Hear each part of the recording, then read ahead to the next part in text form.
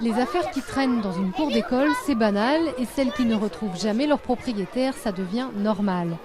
Malgré la crise et la baisse du pouvoir d'achat, plus de 900 tonnes, soit plus d'1 milliard d'euros d'affaires est perdu chaque année à l'école selon l'observatoire Scoléo. Je crois que je l'avais posé là-bas et je le vois plus.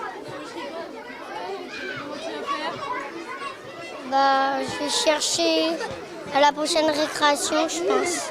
Pour remédier aux collections en tout genre, le directeur de cette école primaire à Rennes a enfin trouvé une solution plutôt efficace. Une caisse à peine pleine en 15 jours contre plusieurs sacs débordants auparavant. Après avoir essayé plusieurs solutions, genre la braderie de vêtements en fin d'année, là j'avais 2 ou 3 portants en disant aux gens est-ce que c'est à vous, ou en faisant le tour des classes, ça fonctionnait pas bien non plus. Donc là, la solution un peu plus drastique a été trouvée, c'est-à-dire qu'on prévient les gens que tous les vêtements qui ne sont pas réclamés au bout de 8 jours partent immédiatement pour une association caritative. Et là, comme on est dans l'immédiateté, les gens réagissent davantage. Et quand les enfants n'ont pas de tête, les parents peuvent mettre des étiquettes, mais la pratique se fait de plus en plus rare.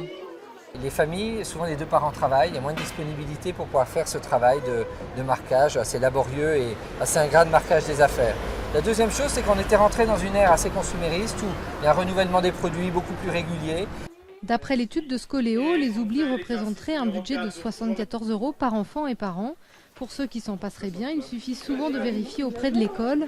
La plupart des affaires ne sont ni volées ni perdues, juste égarées et entassées dans une caisse ou sur un porte-manteau.